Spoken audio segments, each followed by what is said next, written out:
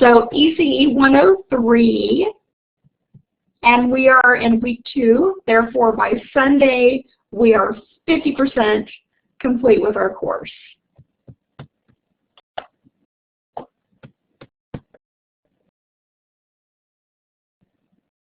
Oh, gotcha. You guys are talking about discussion. I love discussion board posts. It's always fun to catch back up and see what everyone has in their replies. Oh, we both have unusual names, huh? I have one of those unusual names. Nobody can pronounce Shani. I've been called Shani, Shani. Okay, announcements. We really are off to a good start, guys. Yeah, I know, Patty. I love that name, though. It's beautiful. We really are off to a good start as far as your discussion board posts go and assignment submissions as well. You guys are doing a great job with giving a thorough explanation on your answers to the questions, so please just keep that up. Be sure you post to both discussion boards by Wednesday at midnight. Try not to miss quizzes. Those close at Sunday at midnight. However, I know emergencies come up sometime. So if something major happens and you need to reschedule a quiz, I'll gladly do that because quiz grades can make a major impact on your final grade. I believe it's 45% of your grade comes from your quizzes and your final project. So we do want to get that accomplished. Other assignments are due Sunday by midnight, and you guys are doing a great job of that too. Last week we went over a little bit about the final project, and I want to do just a quick review. I know sometimes it gets boring going over this every week. However, it will be inevitable that in week 4 I'll have somebody contact me and say, I don't understand. What do you mean by a developmental flyer? Or can I pick an age group? Yes, you can. So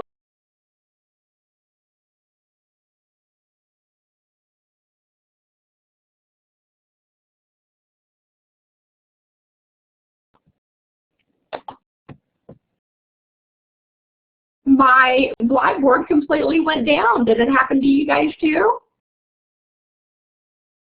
It came back fairly quickly though. Hopefully all is well now. Frozen in a smile. At least it wasn't a goofy look, Patty. It wasn't too bad. I have seen much worse. Okay, so infant up to 8 years old. And if you guys choose to make a developmental flyer for under the age of 1, I would like for you to get very specific with how many months old we're dealing with. So maybe you make a flyer for 3-month-old, 6-month-old, 9-month-old. The reason being, the younger the child, the greater the difference it is between what they can and cannot do. So be sure and really narrow that down quite a bit. You should have a minimum of 3 sentences on each of these categories listed. Important things, how children are developing, what children this age are learning naturally, safety concerns, activities parents should do with children of this age, suggestions would be fun. My family's waving at me from outside the window. They're all goofballs. Signs of developmental delays and other information that you might consider important for this specific age group. So I think you guys got the general idea very well last time.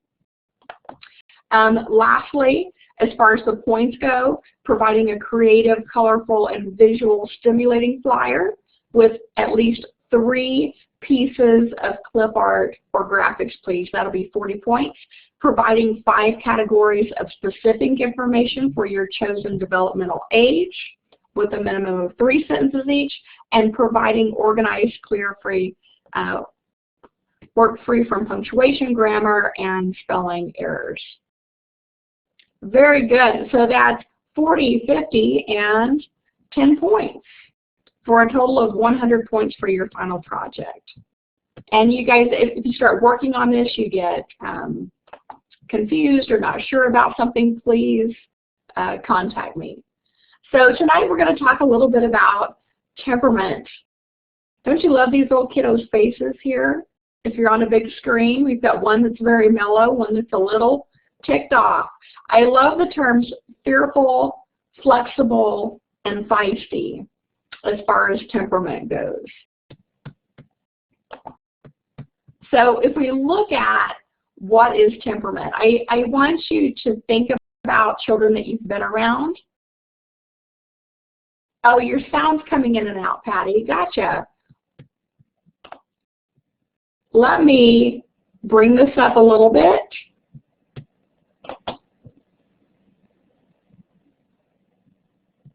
And let me check my speaker really quick.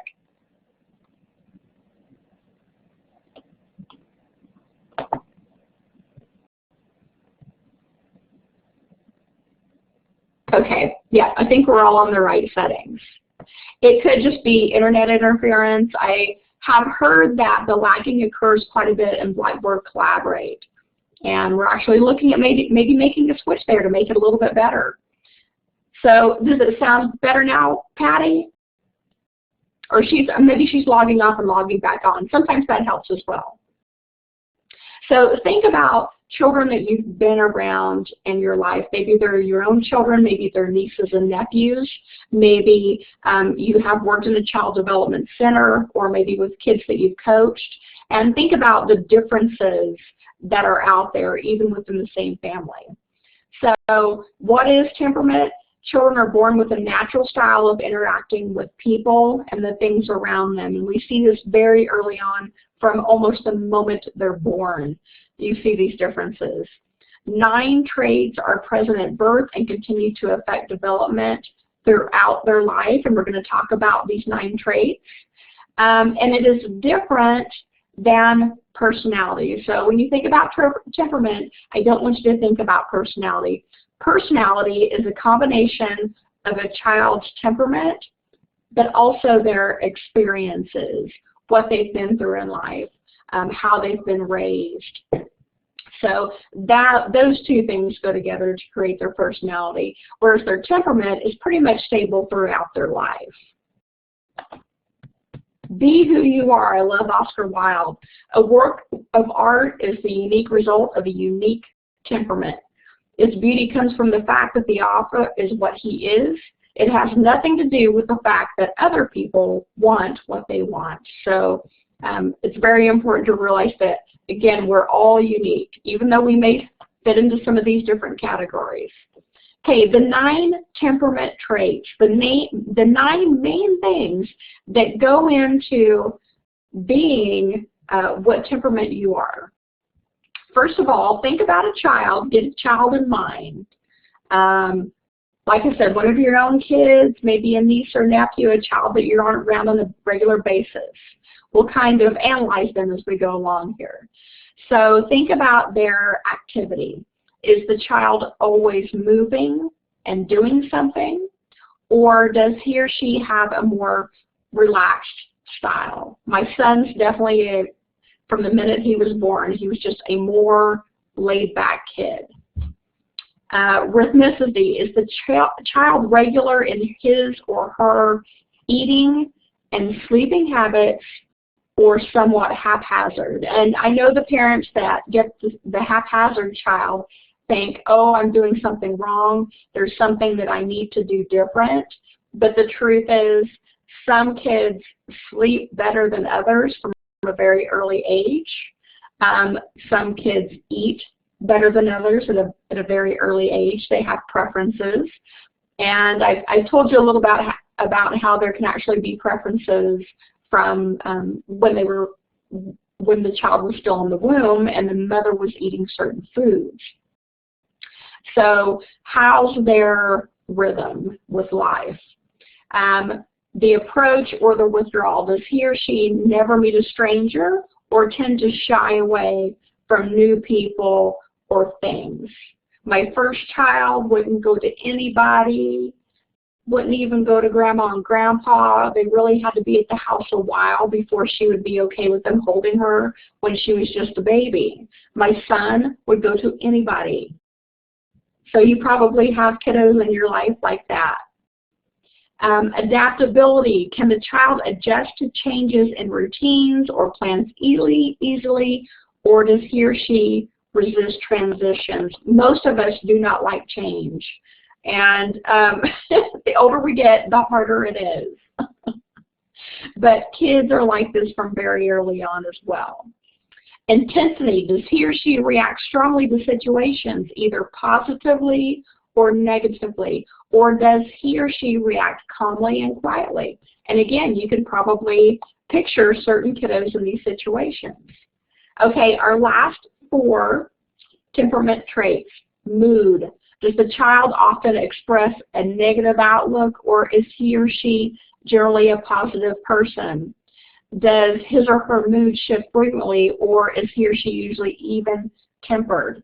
So these are big changes that we can see in kiddos from birth, 1-year-old, 2-year-old, 3-year-old, 4-year-old, 5-year-old, all through the school years.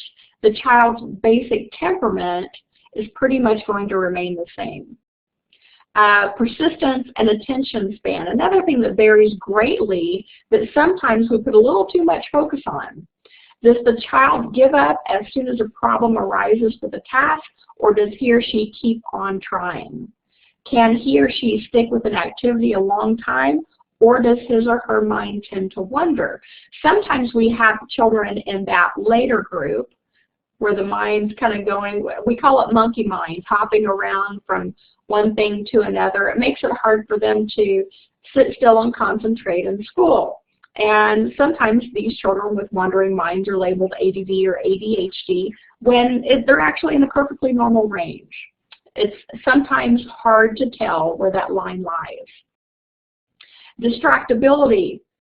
Is the child easily distracted from what he or she is doing, or can he or she shut out external distractions and stay with the current activity? And lastly, sensory threshold. Oh, I still haven't seen Patty log back on. I'm worried that she's having problems there. Hi, Sarah. Sensory threshold. Is he or she bothered by external stimuli such as loud noises, bright lights, food texture, or does he or she tend to ignore them? No problem. We're kind of having technical difficulties too, Sarah. It's okay. Can you hear me okay? Okay, good, good. And Opal's still there? Fantastic. Fantastic. So as we went through those 9 traits, guys, did you think of any of your children? Did you think of examples of some of these things going on in their lives? Were you like, oh yeah, I know a kid that totally can't stand crunchy foods or smooth textures freak them out?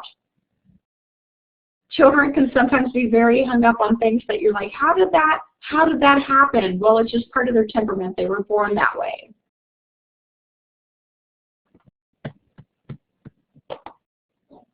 Okay, our temperament types. Are you ready? I feel like everybody went to sleep.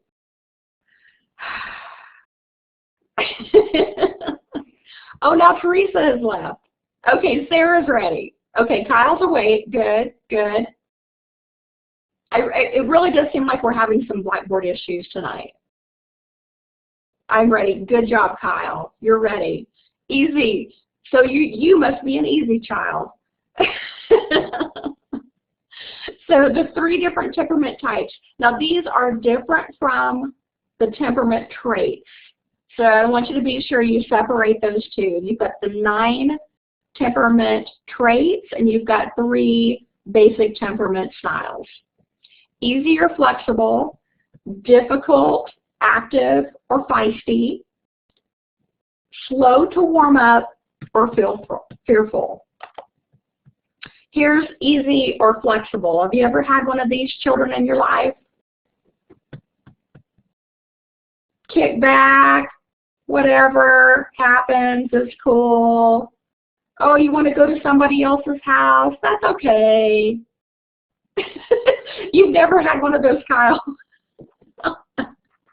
Laid back little child. That was my second one, very laid back. So easy or flexible. There's Patty. Good. Easy or flexible. Children are generally very calm, relatively happy. You too, Teresa? So you can't hear me? Let's get more specific. Okay, so it's cutting out, or does it sound like I'm underwater?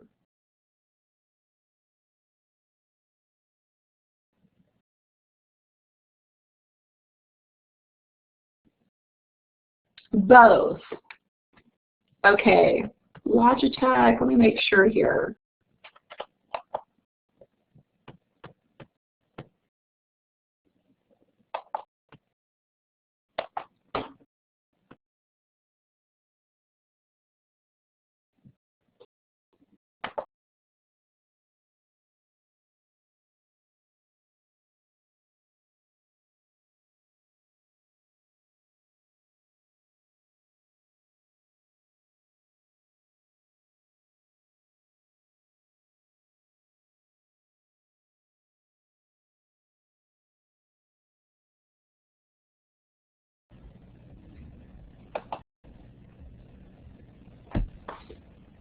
There, I'm back again. I tried logging my webcam into a different source. Can you see me and hear me?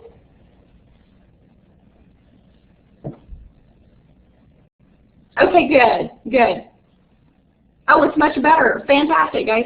I unplugged it and plugged it into a different USB port. Maybe I have a USB port going out.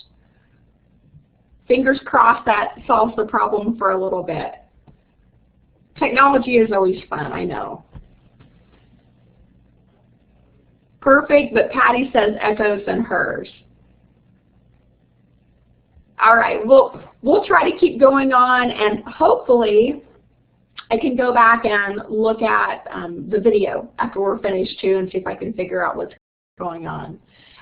Easy and flexible. Children, easy, calm, happy, regular in sleeping and eating habits.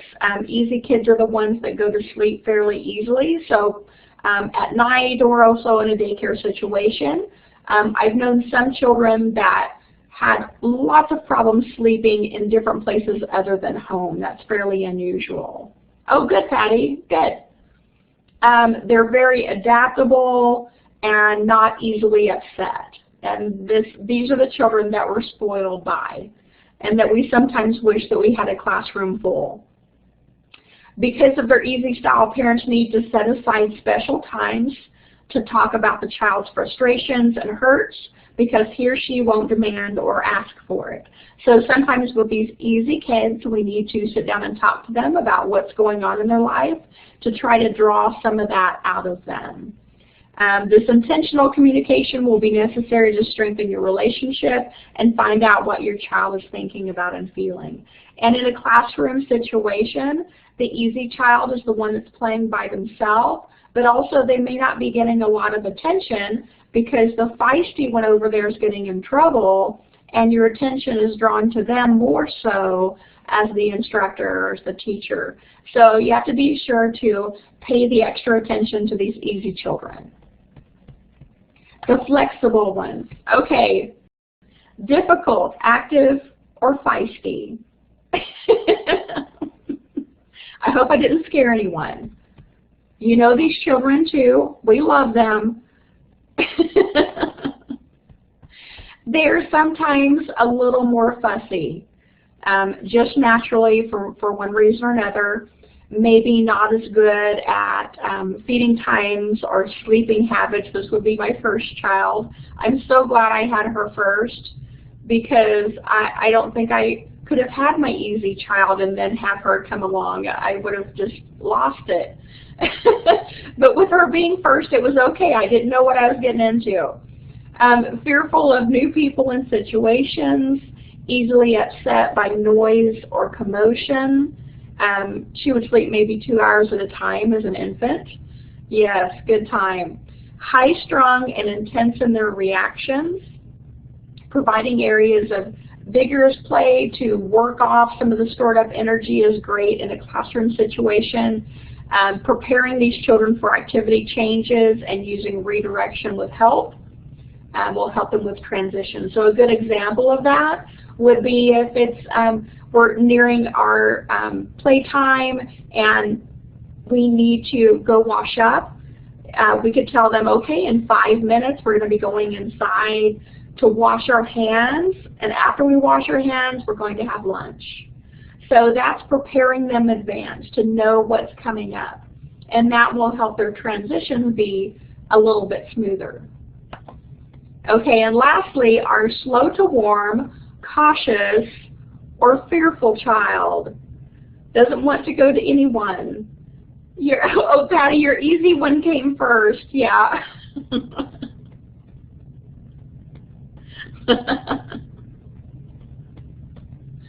Oh, scared little child. Okay, slow to warm, cautious, or fearful. Children are relatively inactive and fussy, tend to withdraw or react negatively to new situations. They do not want to be in the restaurant. They do not want to be at a friend's house. Even if they like the friend, they would rather be at their own house and have the friend come see them. Reactions gradually become more positive with continuous exposure, so you can work a little bit of this out. Sticking to a routine and your word, along with allowing ample time to establish relationships in new situations, are necessary and allow independence to unfold. So this isn't the child that you want to immediately pass on to someone that's wanting to hold them, or make them talk to someone that's trying to interact with them. You want to give them some time to warm up to this person. You don't want to force it, but you do want to work with it. And yes, slow to warm. Now, you may notice in some of these temperaments that some children may have a mixture of several of these, so they don't have to be 100% in one category. It's kind of like learning styles. Sometimes we're a little visual, sometimes we're a little audio. Well, children can be a little bit of different temperaments as well because we're all unique. Teaching to temperaments. Be aware of your child's temperament and respect his or her uniqueness without comparing him or her to others or trying to change your child's basic temperament. So you don't want to say, why can't you be more like Tommy? Why can't you be more like Susie? We want to appreciate them for having their different temperament because it will serve them later on in life. They've shown that the fussy babies tend to be the ones that move up in management later on in life. They can make their own decisions. Exactly, Patty, you're right, you're right. Be aware of your own temperament and adjust your natural responses when they clash with your child's responses. So you do have to realize what category you're in as well, and then figuring out where your classroom is as a group. Takes a little bit of time of being around them, and you'll get them pegged. Communicate, explain decisions and motives, listen to the child's point of view no matter what temperament they are. Encourage teamwork no matter what temperament they are. Set limits to help child develop self-control, respect opinions, be a good role model, enjoy the dance. I think I've heard before, what you can't control the waves, but you can learn how to surf. That's that's being in an ECE classroom right there. They are all unique. I love this by Sandra Scar. Children are just different from one another, especially in temperament. Some are shy, some are bold. Some active, others quiet, some confident, others less so. Respect for individual differences is, in my view, the cornerstone of good parent-child relationships. There's a lot of wisdom in that. Any questions? Anything that you can think of tonight, guys? Well, if you think of something, be sure and email me, text me, give me a phone call. I'll be sure to help you out. And we will keep on keeping on, guys. Keep up the hard work.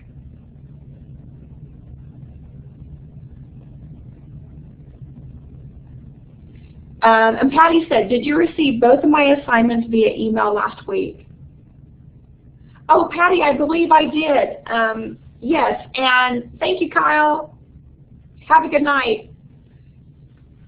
I have everything graded except the second assignment, and I'll be getting those done tomorrow, and I'll be sure and check the email because I forgot I had several that had submitted them through email. I did go in and change those settings in Blackboard so that you should be able to upload files again now. I wish there was a way to change all of them all at once, but you have to go into each individual assignment. Thank you, Sarah. Have a good night. Thank you, Teresa. So I think it should be set now. So next week, let me know if you have any issues uploading a file, Patty, okay? Gotcha. Thank you. Have a good night.